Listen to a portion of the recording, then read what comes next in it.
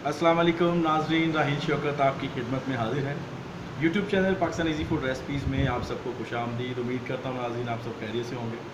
तो नाजरीन, आज की जो मैं आपसे रेसिपी शेयर करने जा रहा हूँ ये है बंद गोभी और पाइनएप्पल का सैलड। ये बनाना बहुत आसान, खाने में उससे भी मज़ेदार। इस रेसिपी को जानने के लिए वीडियो को आखिर तक देखें।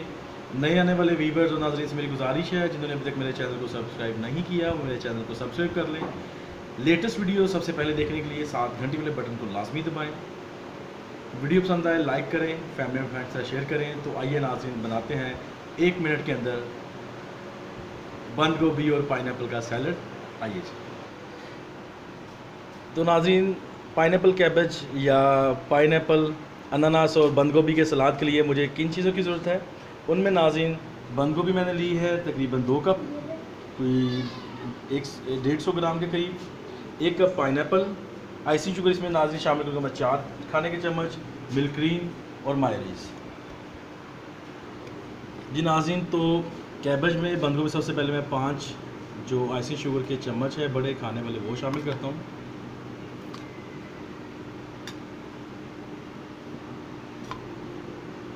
तो नाज़रीन, अभी मैं इसको अच्छे से मिक्स कर लेता हूँ आइसिंग शुगर को कैबेज के अंदर, बंद गोभी के अंदर। इसमें नाज़रीन थोड़ी सी मायोनीज़ की मिकदार ज़्यादा होगी, मिल्क क्रीम की आधी। अगर मैं इसमें मिल्क क्रीम के इसमें शामिल करूँगा मैं तकरीबन कोई 4 खाने के चम्मच, और आइसिंग शुगर मायोनीज़ शामिल करूँगा तकरीबन 10 खाने के चम्मच। अभी मैं इसमें मिल्क क्रीम शामिल कर लेता हूँ।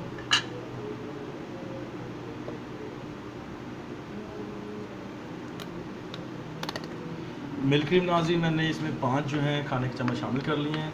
और अभी जो है मायोनीज़ जो है इसमें मैं शामिल करता हूँ तकरीबन 10 खाने के चम्मच। अब अपने हस्बैंड ज़रूर दे लें, मायोनीज़ मुझे बहुत पसंद है, बच्चे बहुत शौक से खाते हैं, इसलिए मैं मायोनीज़ ज़्यादा शामिल कर रहा हूँ। और अभी इसको मैं मिक्स करता हूँ अच्छे से, और साथ ही इसके मिक्स करते करते साथ इसमें मैं एक साइड से पाइनएप्पल इसमें शामिल कर लेता हूँ सारे।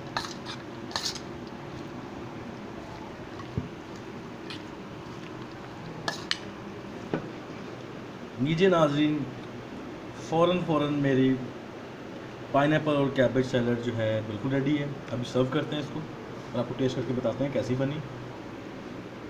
जी नाज़रीन, तो हमारा पाइनएप्पल कैबेज सैलड बिल्कुल रेडी है, और अभी आपको मैं टेस्ट करके बताता हूँ कि ये कैसा बना है।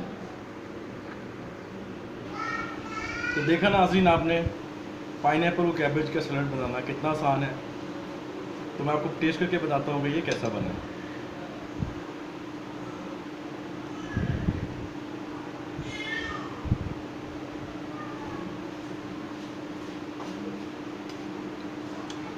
वाह, यम्मी।